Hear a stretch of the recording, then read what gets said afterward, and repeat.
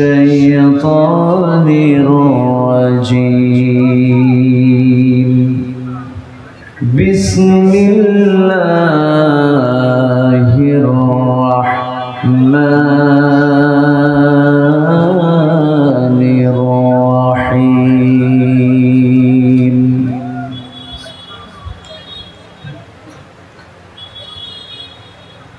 إن الذين آمنوا وعملوا الصالحات كانت لهم جنات الفردوس نزلا.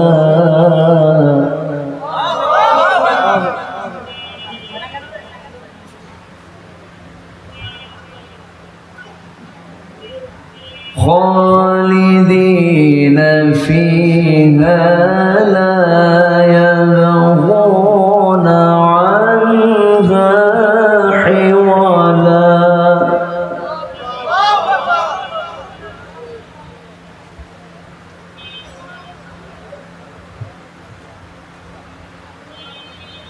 قل لو كان البحر مدادا لكلمات ربي لنفد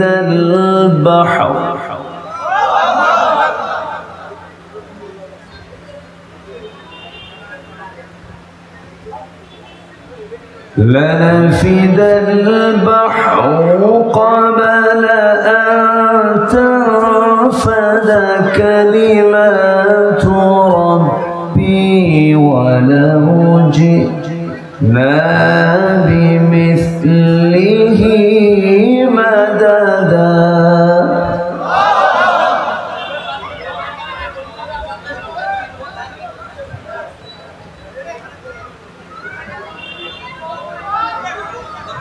قل إنما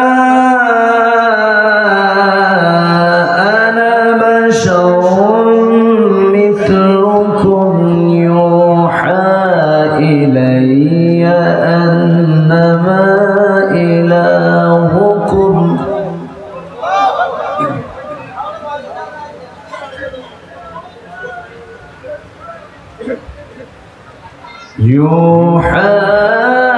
إلي أنما إلهكم إله واحد.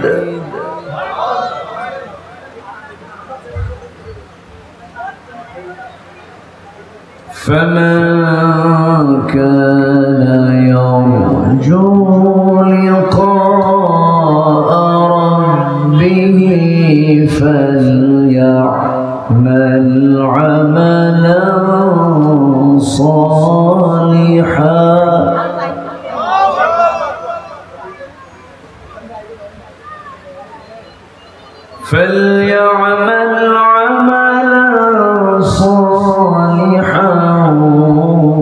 ولا يشرك بعبادة ربه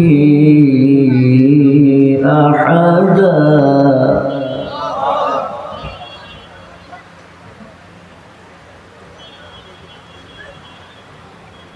الله أكبر. بسم الله الرحمن الرحيم.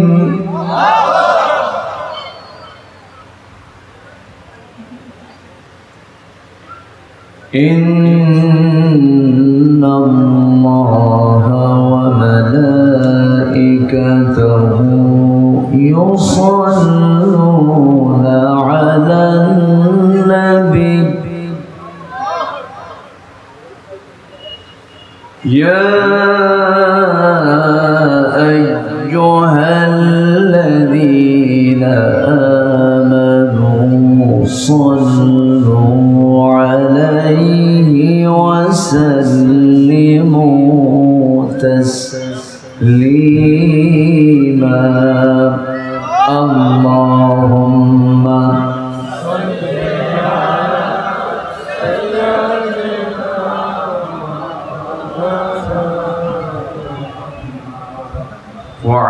آل سيدنا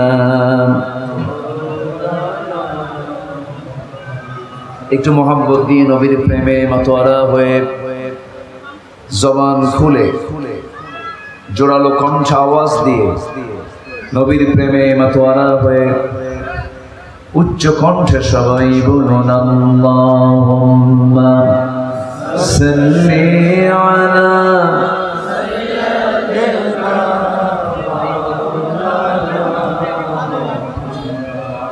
ওয়া আলা আলি সাইয়্যিদিনা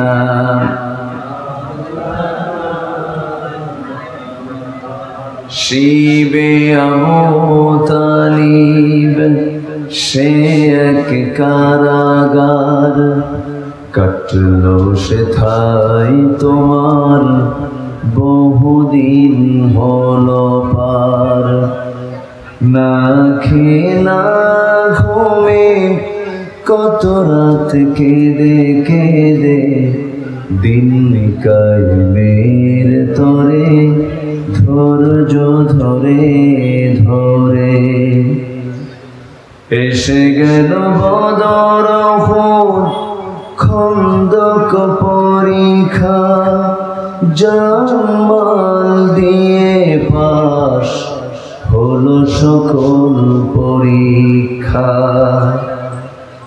অবশেষে হয়ে গেল দিন কায়েমের বিজয় তরি রসুল আমার বলে দিলেন খায়রুল কুরুনি করনি আল্লাহুম্মা সাল্লি আলা সাইয়্যিদিনা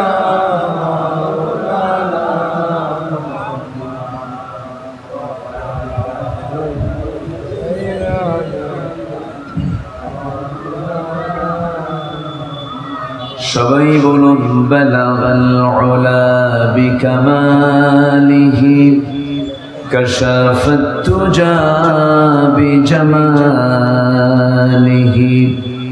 হাসনাত জামিউ খিসালিহি সাল্লু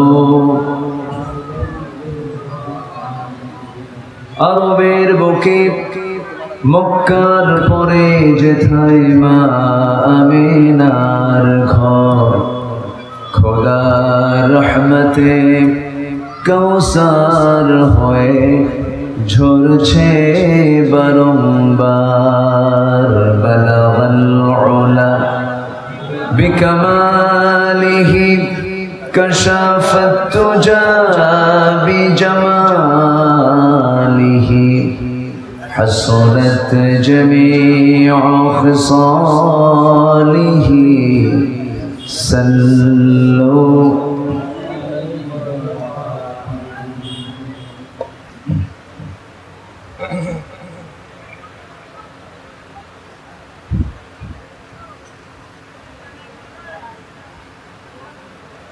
দেশের উত্তরাঞ্চল রংপুর অঞ্চলের নীলফামারী জেলার জলঢাকা উপজেলার বামনা বামনি মানে পুরুষ মহিলা দুটোই বামনা বামনি মাছপাড়া বাইতুন নূর জামে মসজিদ মাহফিল ইন্তজামিয়া কমিটি কর্তৃক আয়োজিত দ্বিতীয় বার্ষিকী তাফসীরুল কোরআন মাহফিল 2024 আজকের এই মহৎ আয়োজনের সম্মানিত সুযোগ্য সভাপতি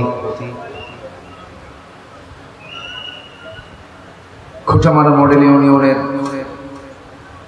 সাবেক চেয়ারম্যান জনাব শামসুল হক কবিরাজ, প্রধান অতিথি মাওলানা ওবায়দুল্লাহ সালাফি, কথা বলেছেন আমার পূর্বে হাফিজ মাওলানা নূর মোহাম্মদ কথা বলেছেন মাওলানা মতলুবুর রহমান সিদ্দিক হাফিজাহুল্লাহ। উপস্থিত হযরত উলামায়ে কেরাম, ফদলা ইসলাম, সুশীল সমাজ, জাতির শ্রেষ্ঠ সন্তান শিক্ষক মণ্ডলী, জাতির বিবেক সাংবাদিক বৃন্দ,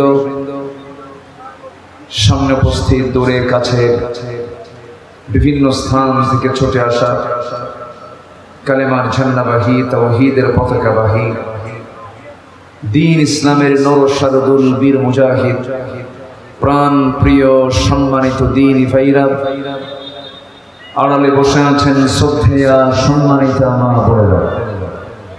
আলোচনার সূচনায় আনুষ্ঠানিকতার মধ্য দিয়ে আমার পক্ষ থেকে আবারও দিল খোলা সালাম, আসসালামু আলাইকুম ওয়া রাহমাতুল্লাহি ওয়া বারাকাতুহু।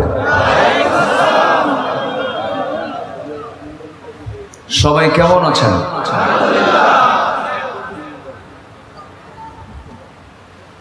আল্লাহ তাআলা আমাকে আপনার মতোই রেখেছেন, আলহামদুলিল্লাহ। এটা উপজেলার নাম কি? আর রাজধানীর নাম কি? ঢাকা। তাহলে আমাদের ক্যাপিটাল সিটি হচ্ছে ঢাকা, শুধু ঢাকা। আর আপনাদের ঢাকা হলো জলে ঢাকা, তো বরকত তো বেশি হওয়ার কথা।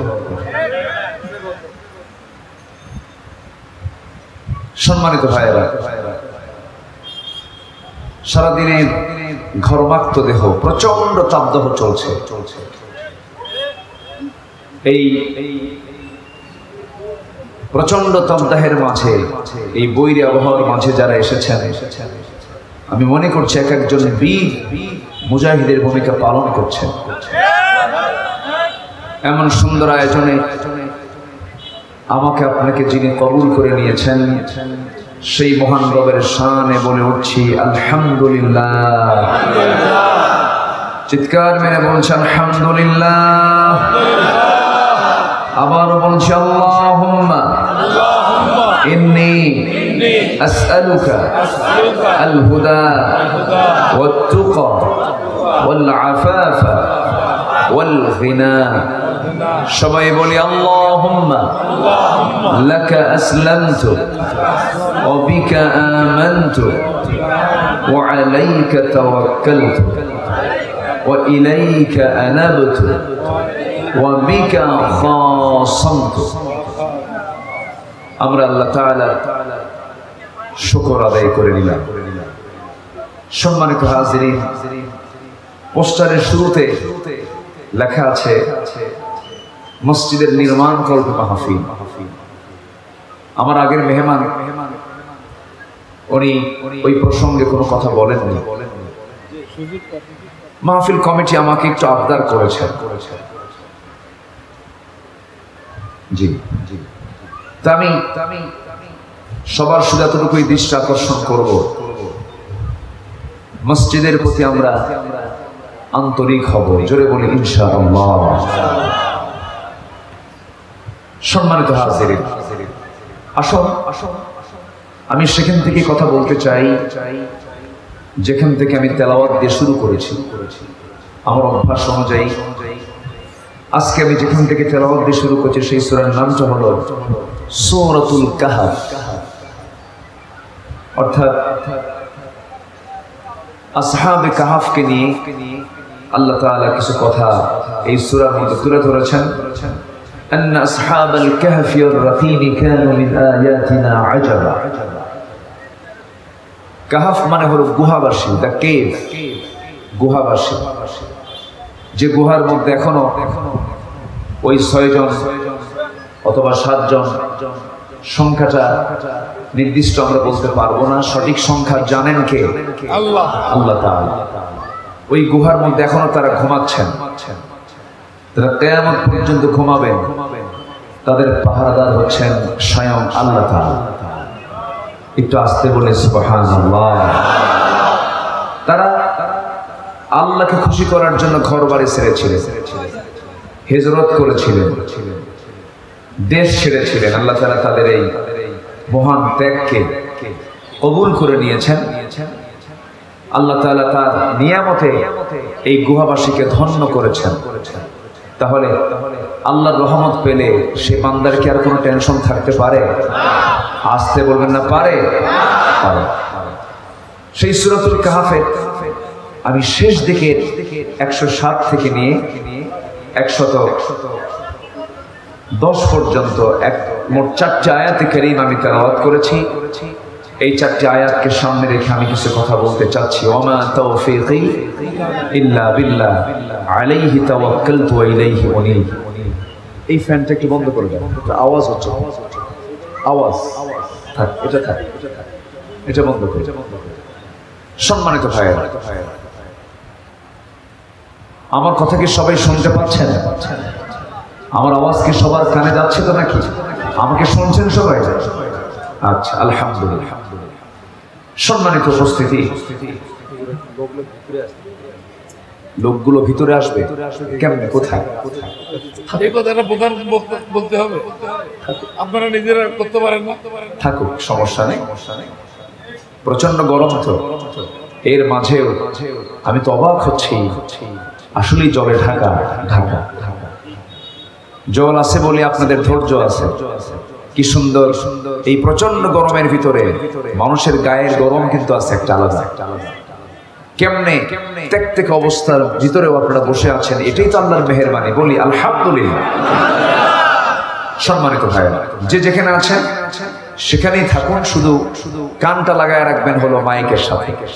তাহলে যদি আমলের নিয়তে শুনি, মাহফিল সফল হবে। জোরে বলি ইনশাআল্লাহ।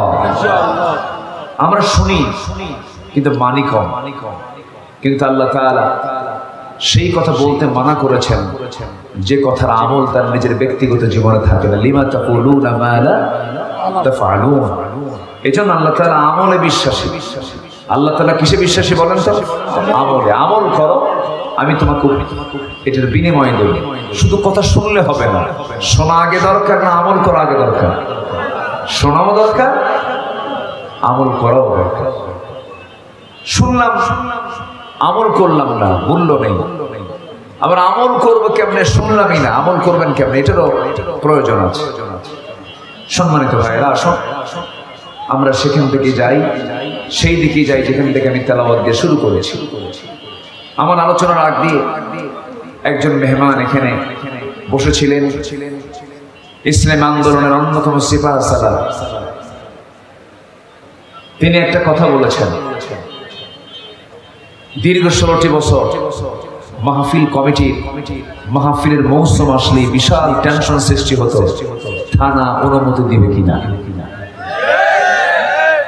এই যে একটা মানসিক যন্ত্রণা, কোরআন শোনার জন্য কোরআন নাজিল করেছেন যিনি, সে আল্লাহর কালাম হলো কোরআন।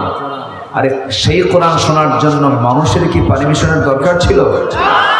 আসতে বলেন, দরকার ছিল। কিন্তু এই কন্ডিশন কেন করা হয়েছিল জানেন? এই কন্ডিশন করার মূল কারণ হলো জাতি যদি কোরআন বোঝে, এই জালিম গোষ্ঠীর পতন ত্বরান্বিত হবে। এটা ছিল তাদের ভয়, এটা ছিল তাদের কি ভয়। আবু জেহেলের একই চিন্তা ছিল। আবু জেহেলরা কি বলেছিল? وقال الذين كفروا لا تسمعوا لهذا القرآن والغوا فيه لعلكم تغلبون। আবু জেহেলরা বলেছিল কোরআন শুনতে যেও না, কোরআন শোনা থেকে দূরে থাকো, তোমরাই বিজয়ী হয়ে যাবে। কিন্তু আমার আল্লাহর কথা হলো না, ওয়া ইযা তুলিয়াত আলাইহিম আয়াতুহু যাদাতুহুম ঈমানান ওয়া আলা রাব্বিহিম ইয়াতাওয়াক্কালুন। জোরে বলুন আল্লাহু আকবার। আল্লাহর কথা হলো কোরআন যখন তেলাওয়াত হবে, কোরআন যখন শোনা হবে, ঈমান যদি একটু দুর্বল থাকে, এটা এমন একটা চার্জার, কোরআনের চার্জ যদি কোনো বান্দার ভিতরে চলে আসে, ঈমানটা ডাবল ডাবল শতগুণে বৃদ্ধি পেয়ে যায়। তাহলে কোরআন শোনা থেকে জাতিকে যারা বিরত রাখার চেষ্টা করেছিল তারা কি মুসলমানদের বন্ধু হতে পারে? আসতে বলবেন না, বন্ধু হতে পারে? সম্মানিত ভাইয়েরা, যারা কোরআনের আওয়াজকে, যারা দ্বীনের আওয়াজকে যারা নিভিয়ে দিতে চাচ্ছিল, বন্ধ করতে চাচ্ছিল, অচল করতে চেয়েছিল, তারা কি আসে না পালাইছে? আসতে বলে আসে না পালাইছে? আলেমরা পালায়? আসতে বলে আলেমরা পালায়? হাসতে হাসতে ফাঁসির মঞ্চে চলে যায়, পালায় না।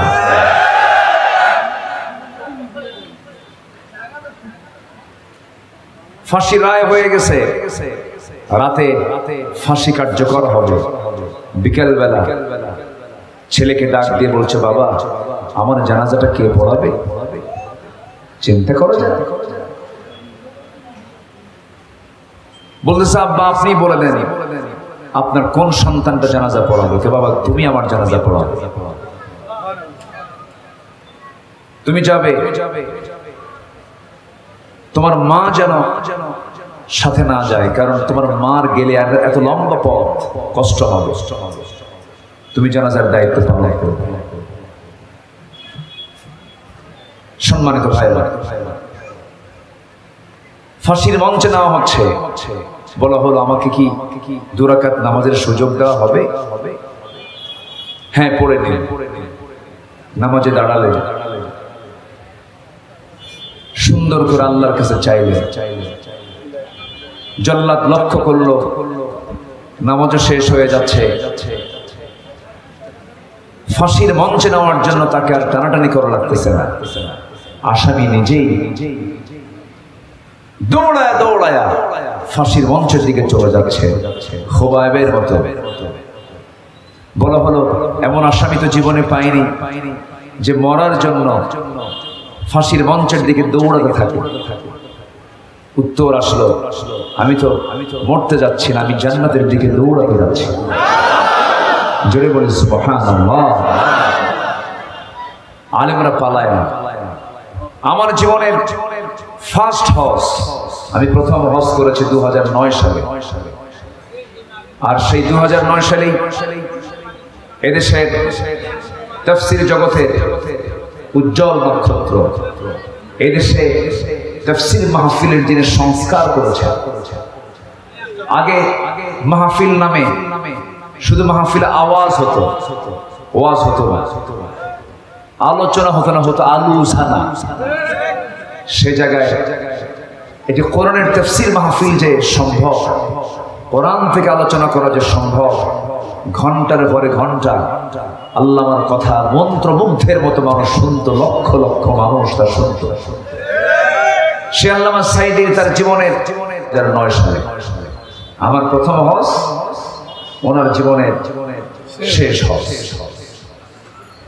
ওনাকে সৌদি আরবে বলা হলো, ট্রাইব্যুনাল গঠন হচ্ছে দেশে, মামলা তৈরি হচ্ছে, আপনাকে গ্রেফতার করা হবে, আপনি খামাকে দেশে গিয়ে জড়িয়ে পড়ার দরকার নেই, আপনার যাওয়ার দরকার নেই।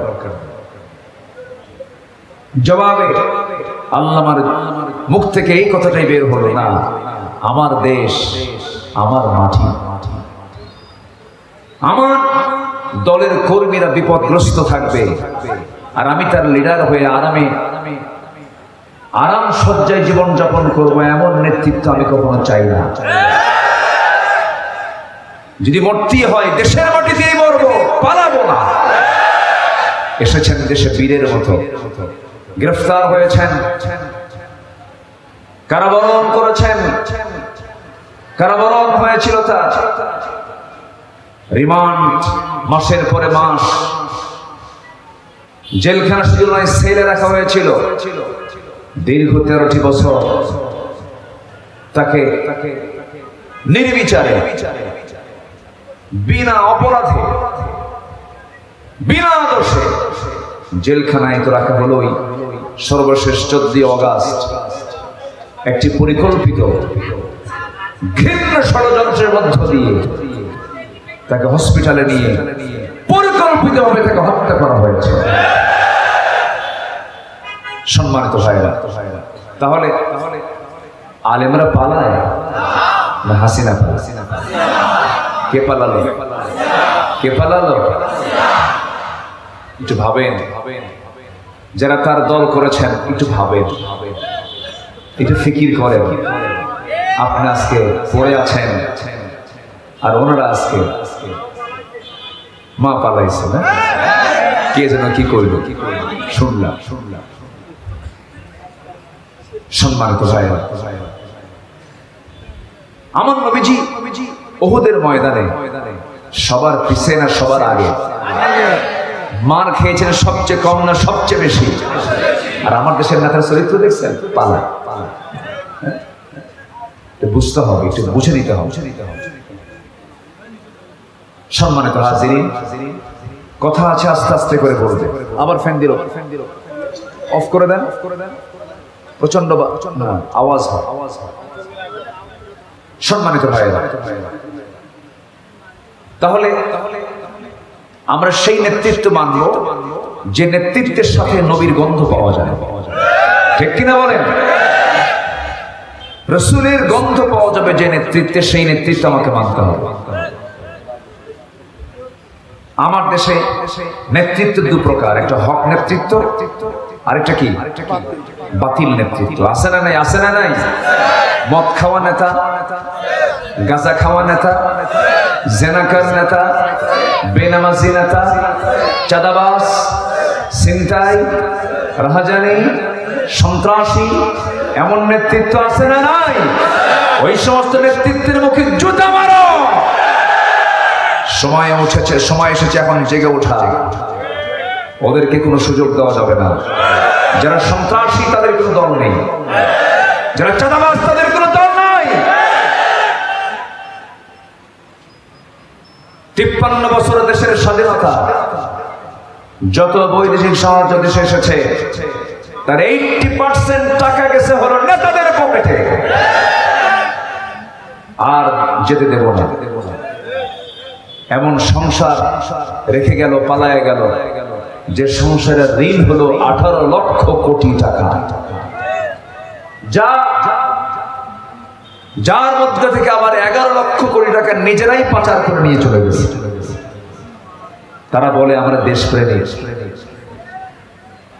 কারো বাবার দেশ, বাবার নাম চালায় খায়, কারো বাবার দেশ, কারো স্বামীর দেশ, মাঝখান দিয়ে আমরা শেষ। আমরা কাউকে মানি না, আমরা মানি হচ্ছে একটা নেতৃত্ব, তিনি হচ্ছেন মুহাম্মদুর রাসূলুল্লাহ। মুহাম্মদুর রাসূলুল্লাহ। রাসূলকে দিয়ে কাকে পাবো? আসতে হবে না, কাকে পাবো? আল্লাহকে সরাসরি পাওয়া যাবে, রাসূলকে লাগবে। আল্লাহ রাব্বুল আলামিন বলেন, আমাকে যদি পেতে চাও আমাকে সরাসরি পাওয়া যাবে না, একটা মিডিয়া লাগবে, ভায়া লাগবে। সেই ভায়া হলো, যারা পারেন ঠোঁট মিলিয়ে বলুন, ইন কুনতুম তুহিব্বুনাল্লাহা ফাত্তাবিউনি ইউহিব্বুকুমুল্লাহু ওয়া ইয়াগফির লাকুম যুনুবাকুম ওয়াল্লাহু গফুরুর রহিম। कि मोहम्मद से वफा तूने तो हम तेरे है, ये है जहाँ चीज है क्या लौह कलम तेरे है। मोहम्मद के যদি ভালোবাসো, ভালোবাসা পাবে আমার, লৌহ কলম লুভিবে তোমরা। মাটির পৃথিবী সেকোন ছাড়, দুনিয়া পাবে, আখিরাত পাবে। শর্ত হলো নিজের জীবনের চাইতে রাসূলকে বেশি মুহাব্বত, ভালোবাসা দেখাতে হবে। জোরে বলি সুবহানাল্লাহ। আমার ভাইরা, আল্লাহ রাব্বুল আলামিন ওই সমস্ত বান্দার উপরে সন্তুষ্ট হয়ে যান যে সমস্ত বান্দাগুলো ঈমান আনতে নিয়ে কোনো কৃপণতা করে না। ঈমান আনতে নিয়ে যে বান্দা কৃপণতা অবলম্বন করবে তার প্রতি আল্লাহ সন্তুষ্ট হন না। আল্লাহ তাআলা বলছেন, বান্দা, সূরা কাহফের শেষে আল্লাহ রাব্বুল আলামিন বলছেন, বান্দা দুটো কাজ করো, আমার থেকে জান্নাত বুঝে নাও। আমরা কি জান্নাত বুঝে নেব না? কার কাছ থেকে? আসতে বলবে না, কার কাছ থেকে? জান্নাত আল্লাহ বানাইছেন কার জন্য? হ্যাঁ, বলেন কোন বান্দার জন্য? বিড়ি খাওয়া, গাঁজা খাওয়া, নেশা করা, চরিত্রহীন, লম্পট, জমির আইল ছাড়া, মিথ্যা কথা বলা, মিথ্যা সাক্ষী দেওয়া, গীবত করা, অবৈধ লোভ করা, জেনা করা, এরকম লোক তো বাংলার জমিনে নাই। আসতে বলবেন না, আছে না নাই? আমার দেশে মানুষ বেশি না চোর বেশি? এই মানুষ বেশি না চোর বেশি? এখানে কি হয়েছে? ও বসায় এতক্ষণ ছিলেন কোথায় আপনারা?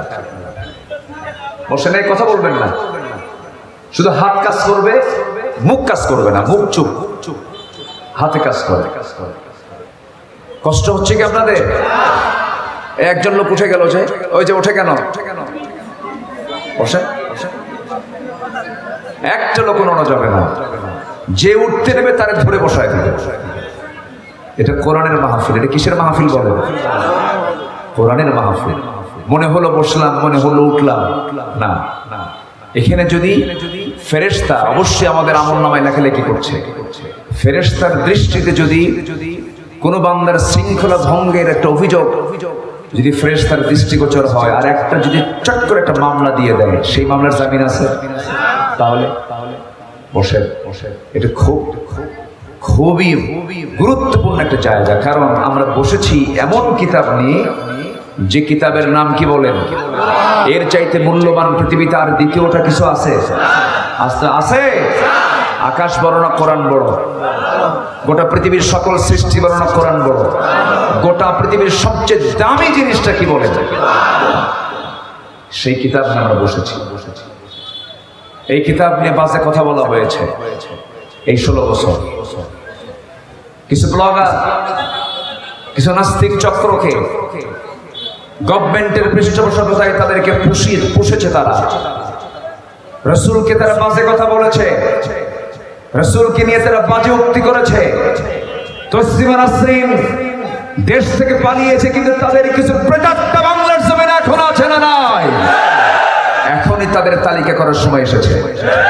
তালিকা করতে হবে, একটা একটা করে ধরতে হবে এদের কোনো ক্ষমা করা যাবে? রাসূলকে গালি দিলে তার কোনো ক্ষমা? 3টা অপরাধের শাস্তি ইসলাম দিয়েছে, হত্যা করা। কার নির্দেশ? 3টা অপরাধ যদি কেউ করে, তার পৃথিবীতে বেঁচে থাকার কোন অধিকার? শুনবেন? আগ্রহ আছে? সবাই শুনতে রাজি আছেন তো? জোরে বলি ইনশাআল্লাহ। সম্মানিত ভাই, তাহলে আমরা জান্নাতটা বুঝে নেব কার কাছ থেকে? ইমানটা না এনে, ইমান না এনে, না ইমান এনে। কেমনে ইমান আনবো? কিছু লোকের নামই আছে ইমান আলী, আছে না নাই? নাম কি? ইমান আলী। কম কথা, ইমানও আছে, আলীও আছে। নাম হলো ইমান আলী, কিন্তু নামাজ পড়ে না। নাম হলো রমজান আলী, রমজান মাসে দুপুর বেলা ভাত খায়। নাম হলো খোকা মিয়া, বয়স হলো 80 বছর। নাম হলো বাদশা মিয়া, ভিক্ষা করে। কি করে? ভিক্ষা করে। নাম হলো আতর আলী, গোটা গায়ে গাজার গন্ধ। নাম কি রাখছে? আতর। নাম দিয়ে জান্নাত পাওয়া যাবে না, কাম দিয়ে জান্নাত পেতে হবে। ঈমান এনে ঈমানের উপরে টিকে থেকে জান্নাত নিতে হবে। আল্লাহ রাব্বুল আলামিন সূরাতুল কাহফের 107 নম্বর আয়াতে স্পষ্ট করে বলছেন, যারা পারেন সব মিলে আমার সঙ্গে বলুন, ইন্নাল্লাযীনা আমানু ওয়া আমিলুস সালিহাত কানাত লাহুম জান্নাতুল ফিরদাউসি নুজুলা। জোরে বলুন আল্লাহু আকবার। নিঃসন্দেহে যারা ঈমান আনবি, ভেজাল মুক্ত ঈমান আনবি, শিরক মুক্ত ঈমান আনবি, ফ্রেশ ঈমান আনবে, জীবনের মধ্যে কোনো খালতি নাই, কোনো ভুল নাই, নির্ভুল ঈমান যে বান্দা আনবে, এবং সাথে যে বান্দা নেক আমল করে আসবে আল্লাহ নিজে ওয়াদা করছেন আমি আল্লাহ তাদের জন্য রেখেছি 1 নম্বর জান্নাত জান্নাতুল ফেরদাউস। জোরে বলে সুবহানাল্লাহ, আরো জোরে বলে সুবহানাল্লাহ। জান্নাতুল ফেরদাউস রেখে দিয়েছি। আমার দেশে বহু ইমানদার আছে 5 ওয়াক্ত নামাজও পড়ে, হজ করে, সুদও খায়, জিনাও করে, এরপরে আবার দুনিয়ার তৈরি করা মানুষের দল করে। আসতে বলবেন না আছে না নাই? আসতে বলবেন না আছে না নাই? আচ্ছা আচ্ছা, এ কেমন বিচিত্র মানুষ! নামাজও পড়ে, আবার সুদও খায়, নামাজও পড়ে, আবার দুনিয়ার দলও করে। এই সমস্ত চরিত্র যে বান্দার মধ্যে দেখা যাবে, কোরআন সেই চরিত্রকে বলে দিয়েছে এটা হলো মুনাফিকি চরিত্র। আমার দেশে ইসলামী দল ছাড়াও দল আছে না নাই? আসতে বলবেন না আছে না নাই? এই দেশে ইসলামী দল আমরা যা দেখি, ইসলামের বাইরে, ইসলামী দলের বাইরে আরো কিছু দল আছে, যে দলের নামের সাথে ইসলাম নাই, যে দলের মূল এজেন্ডা ইসলাম নয়, ইসলাম থেকে অনেক অনেক যোজন যোজন দূরে যে দলের সমস্ত মূলনীতিগুলো, সেই সমস্ত দলও করে, আবার নামাজও পড়ে। আল্লাহ বলছেন সূরা আলে ইমরানের 85 নম্বর আয়াতে সাফ সাফ করে বলে দিচ্ছেন, শোনো, ক্লিয়ার কথা আমার কাছ থেকে শুনে নাও। আল্লাহ রাব্বুল আলামিন বলছেন ওয়া মাইয়াবতাগি গায়রাল ইসলামি দীনান ফালান ইউকবালা মিনহু ওয়া হুয়া ফিল আখিরাতি মিনাল খাসিরিন। যে সমস্ত বান্দাগুলো জীবন বিধান হিসাবে, তন্ত্রমন্ত্র হিসাবে, ইসলাম হিসাবে, জীবন চলার পথ হিসাবে যে বান্দা ইসলামকে বাদ দিয়ে অন্য কোনো দিনকে গ্রহণ করবে, অন্য কোনো ইসলামকে বিশ্বাস করবে, আল্লাহ বলছেন ফালান ইউকবালা মিনহু, আল্লাহ তাআলা বলছেন তাদের কোনো কিছুই কখনোই কবুল হবে না। নামাজ কবুল হবে না, রোজা কবুল হবে না, দাড়ি কবুল হবে না, মাথার টুপি কবুল হবে না, চোখের সুরমা কবুল হবে না, জিকির আজকার কবুল হবে না, তাহাজ্জুদ কবুল হবে না, হজ কবুল হবে না, উমরা কবুল হবে না। এখানে শুধু সূক্ষ্ম একটা বড় অপরাধ হলো বান্দা দল হিসাবে, একমাত্র দল হিসাবে ইসলামটাকে না গ্রহণ করার কারণেই আল্লাহ রাব্বুল আলামিন তার কোনো কিছু গ্রহণ করবেন না। অতএব দল যদি করতে হয়, এই দুনিয়াতে দল করবে একমাত্র কার দল? আরো জোরে কার দল? দাড়িওয়ালা বহু নেতা আমার দেশে আছে, দাড়ি রাখে আবার দাড়ি কাটে, বিপদে পড়বে। আছে না নাই? সে দাড়িটা কি এত সুন্দর দাড়ি, একদম সাদা ধবধবে দাড়ি, মাথার চুলটাও 100% পাকা, দাড়িটাও পাকা, চেহারার সৌন্দর্য দেখে মনে হয় একদম আকাশ থেকে জিবরাইল নামছে।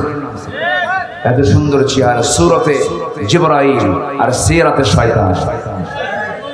আছে না নাই? আচ্ছা, পালাতে চাইলো, কারণ নেতৃত্ব পালাইছে। শিক্ষা আছে না নাই বলেন? তো সেই শিক্ষার অনুসরণ করতে গিয়ে পালাতে গেছে, চড়ছে নৌকায়, নৌকার ঘাটে ফেরে না, গোটা রাত শুধু ঘোরাঘুরি করছে, কাম হয়নি। কোস্টগার্ড ধরে ফেলেছে, ধরেছে আগে আইনমন্ত্রীকে, ধরে যখন নিয়ে যাচ্ছিল আইনমন্ত্রী বলে তোমরা আমারই শুধু দেখো, আরেকজনের দেখো না। কে? খোঁজে দরবেশ, দাড়ি তো নাই মুখে, দাড়ি তো নাই, দাড়ি কাটছে, যাও ধরো। দাড়ি কাটছে, মাথার চুল ছিল সাদা, বানাইছে কালো। ধর্মের ব্যবসা আমরা করি না, ওদের চরিত্র মুখোশ জাতির সামনে আল্লাহ তাআলা সব প্রকাশ করে দিয়েছে, ঠিক কিনা? প্রকাশ করে দিয়েছে। সম্মানিত ভাইরা, আরেকজন বুক উঁচু করে প্রায় বলতো আমি সাইদের ফাঁসির রায় দিয়েছি, সিলেটবাসী তার বিসে আউট করে দিয়েছে। কি কথা কি বুঝতেছে না? জায়গা পায়নি পালানো। আল্লামার মুখ থেকে কত আগে এই কথাটা বের হয়েছে, এমন সময় আসবে পালানোর জন্য একটা ইঁদুরের গর্ত তারা খুঁজে পাবে না। কথা 16 আনা ঠিক, আল্লাহর ওলি হলে যা হয়। আলহামদুলিল্লাহ।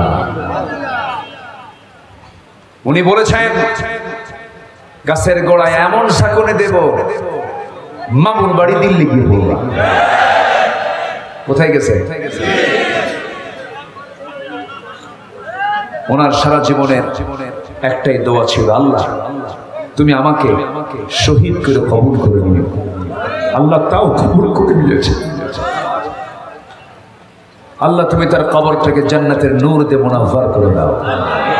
জোরে বলি আল্লাহুম্মা আমিন। 1 বছরও লাগে নাই, 14 অগাস্টে তার শাহাদাত, 5 অগাস্টে এদের পতন। শহীদের রক্ত বৃথা যায় না। আর এই আন্দোলনকে চাঙ্গা করার জন্য প্রথম রক্ত যে ঝরেছে সেটা হচ্ছে রংপুরের মাটিতে। আপনারা গর্বিত।